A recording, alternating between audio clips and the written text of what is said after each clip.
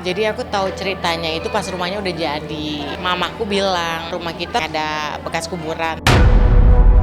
Ada gangguan terus. Aku kan pernah ngeliat cewek yang pakai baju hijau kebaya. Nyata. Itu pagi jam 9.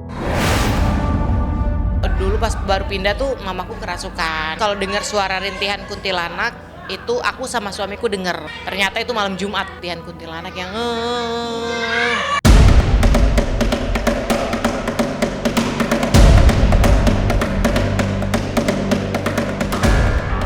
Jenny Cortez tidak pernah membayangkan rumah yang selama bertahun-tahun ditinggali ternyata bukan rumah biasa.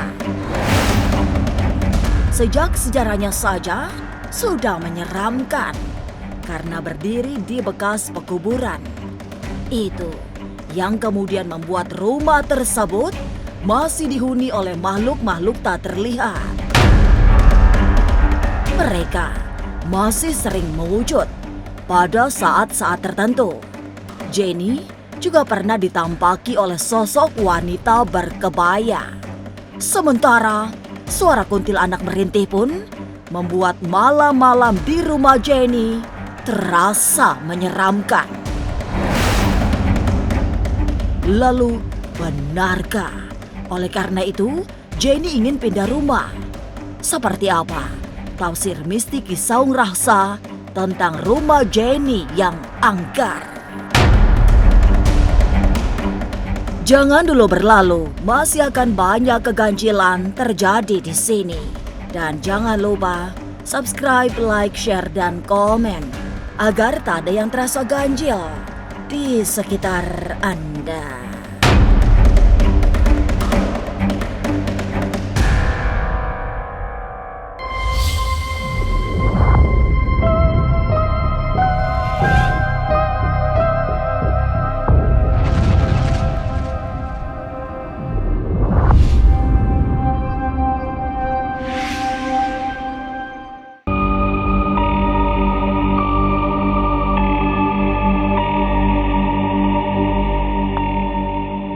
Jenny Cortez tidak menduga rumah yang selama ini dihuni menjadi sasaran ilmu gaib.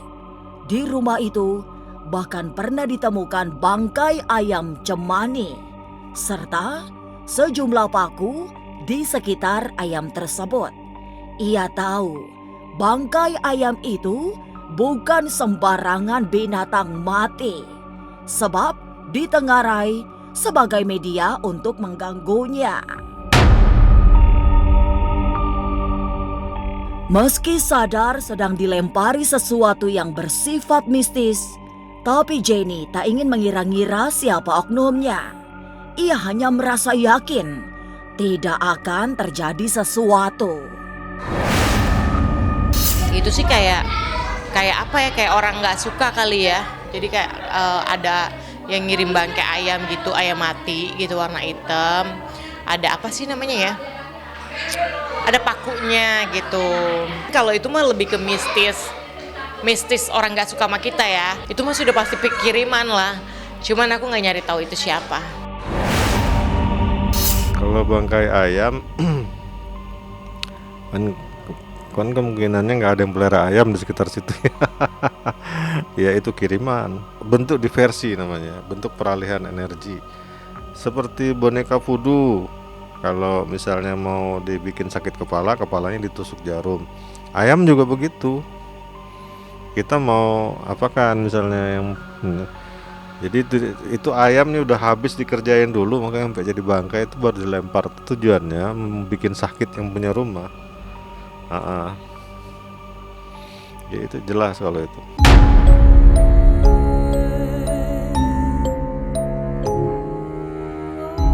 Jika melempar ingatan ke masa yang sudah lampau, Jenny Cortez bertemu dengan cerita seram tentang rumah yang di atasnya berdiri rumahnya. Menurut sang ibu, rumah tersebut dibangun di atas tanah pemakaman, sehingga wajar jika terasa berbeda hingga banyak sesuatu yang tak biasa. Jadi aku tahu ceritanya itu pas rumahnya udah jadi.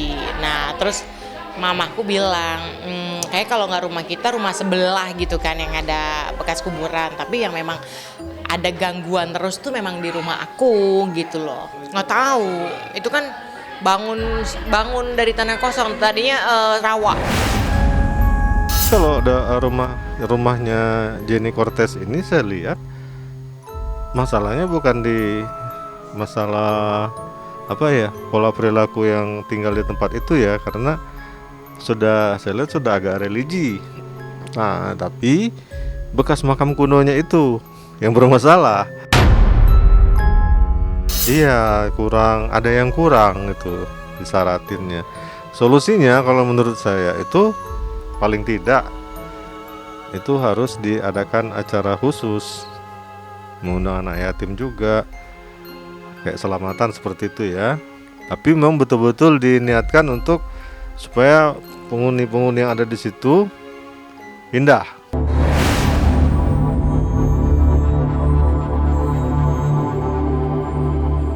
Tidak hanya pernah dilempari bangkai ayam cemani, rumah Jenny Cortez juga seperti tak ramah pada anak.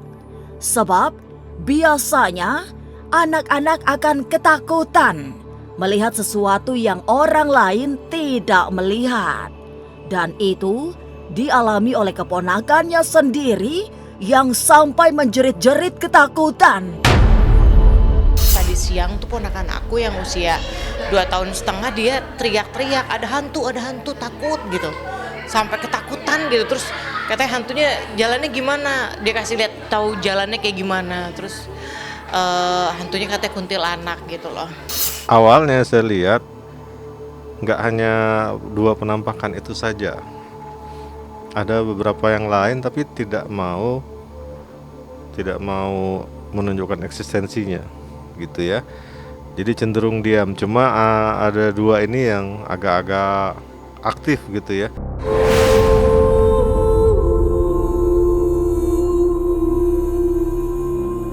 Rumah Jenny Cortez ternyata berdiri di atas bekas kuburan.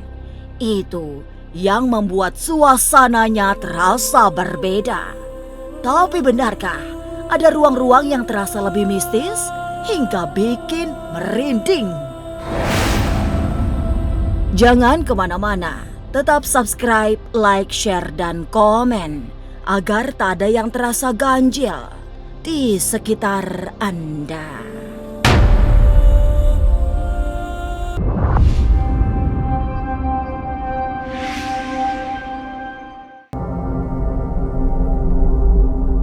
Rumah Jenny Cortez sesungguhnya tidak terlihat angker, cenderung selalu ramai karena banyak saudara yang bertandang. Tapi itu di bagian bawah. Sedang di lantai atas ada sejumlah wilayah yang Jenny pun tidak berani sendirian.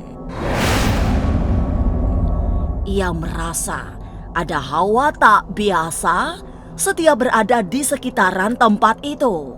Tubuhnya akan terasa dingin dan merinding.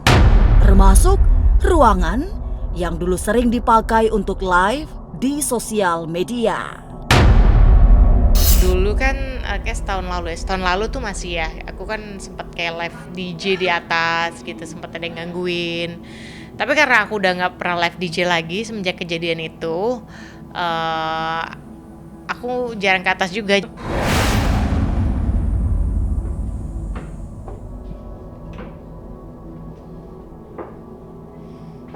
Ini hampir kayak gudang ya. Jadi ini di atas tuh tempat mainan anak aku, ya kan. Ini kamar live gitu. Aku kalau live siang aja, nggak berani kalau malam. Kalau malam itu biasanya sama kakakku. Kalau sendiri enggak, aku nggak berani. Sampai detik ini nggak berani. Jadi kalau di lantai sini tuh tetap hawanya nggak enak aja gitu kalau malam.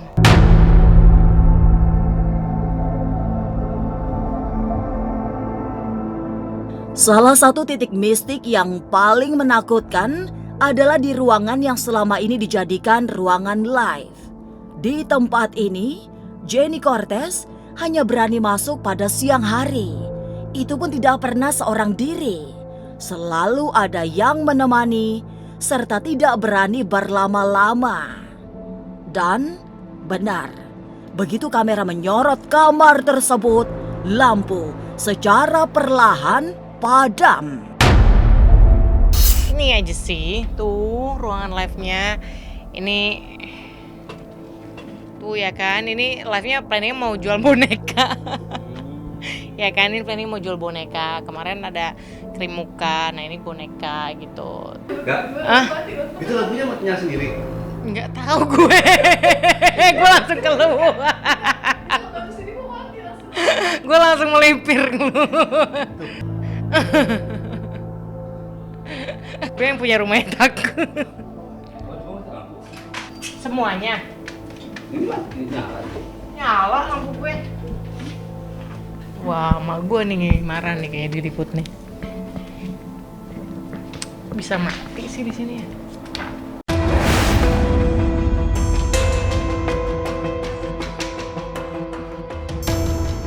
Cara makhluk halus mengabarkan keberadaannya memang aneh-aneh. Salah satunya membuat orang takut karena tiba-tiba ruangan live mati. Itu sering terjadi jika rumah Jenny Cortez diliput media. Ia tak paham karena makhluk halus itu terganggu atau sekedar ingin menunjukkan eksistensinya. Tapi efek berikutnya, keluarga biasanya masih jadi bulan-bulanan gangguan. Kemarin kan sempat diliput, ada media juga, satu media. Nah diliput, dia makhluk gaib itu menunjukkan kalau dia ada itu dengan cara pas aku buka ruangan live di kamar di lantai 3, tiba-tiba lampunya rep-rep gitu, tapi nyala, ter mati. Nah aku pikir konslet, tapi nggak konslet karena matinya tuh cuman di ruangan-ruangan tertentu yang memang horor gitu kan. Yang ruangan nggak horor tuh lampunya nyala.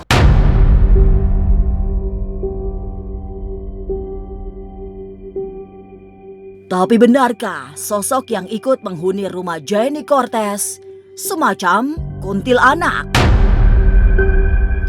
Benarkah Jenny juga pernah melihat sosok berbusana kebaya?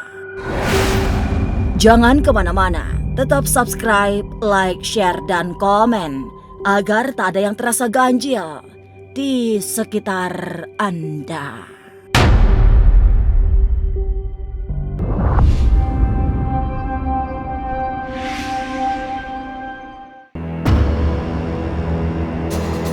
Kemunculan energi gaib yang berasal dari para makhluk halus memang bukan cerita rekaan. Jenny Cortez bahkan pernah melihat sendiri ada figur cantik yang melintas secara misterius. Busananya kebaya warna hijau.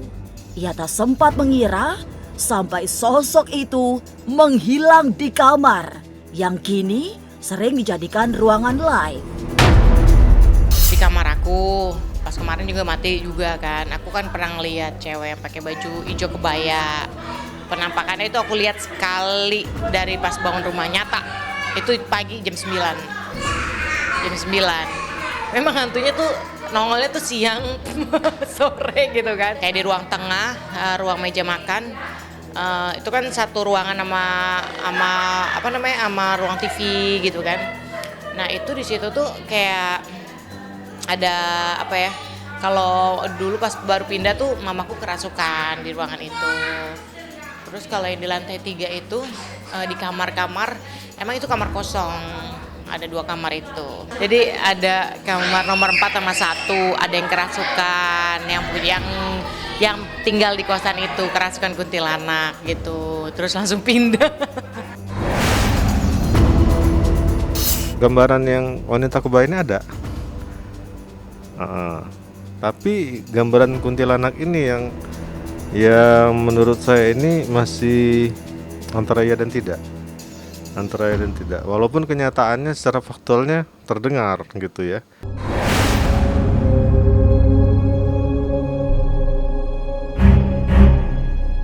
Jenny Cortez juga pernah mendengar langsung suara rintihan.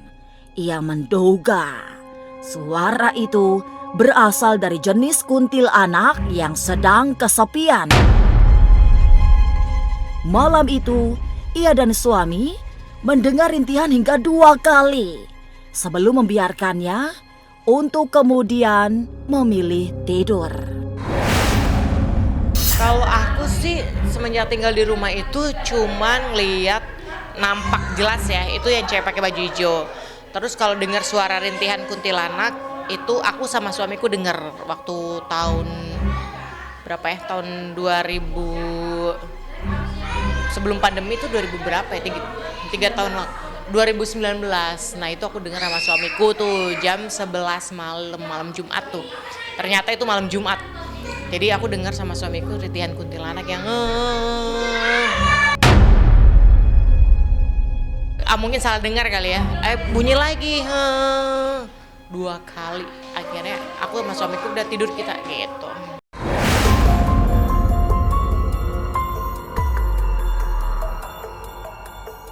Meski tidak merasa terganggu oleh sebab sudah mulai terbiasa, Jenny sudah bersiap untuk pindah rumah. Ia akan bangun rumah yang sekarang ditempati menjadi rumah kos. Ia juga telah menyiapkan segala syarat jika nanti harus melakukan ritual-ritual tertentu untuk membersihkan rumah sebelum dijadikan rumah kosan. Oh iya, nanti kalau ada duitnya. Dia mau dibuat kos-kosan semua. Pindah nanti kalau ada rezeki pengen pindah memang di daerah Harapan Indah juga gitu deket. Jadi nggak terlalu jauh dari rumah kan. Bisa ngontrol ke rumah karena kan memang ada kosan, ada kontrakan. Jadi aku nggak bisa pindah terlalu jauh dari Bekasi gitu. Jadi masih tetap di Bekasi gitu. Mungkin dibersihin kali ya gitu. Kalau udah jadi kos-kosan semua terus ngerasa banyak yang diganggu, dibersihin.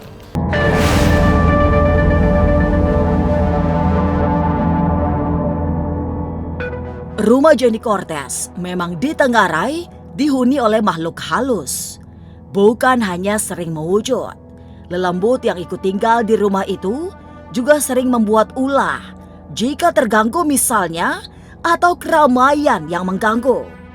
Beruntung, Jenny sudah merasa terbiasa dengan kehadiran makhluk tak terlihat itu, sehingga bisa hidup berdampingan meski dalam waktu dekat ia akan pindah rumah. Inilah ganjil yang akan menguak berbagai misteri di alam nyata dan tak kasat mata. Sampai jumpa pada episode selanjutnya dengan kisah-kisah ganjil setiap hari Senin, Kamis, dan Jumat pukul 5 sore. Tapi sebelumnya, jangan lupa subscribe, like, share, dan komen agar tak ada yang terasa ganjil di sekitar Anda.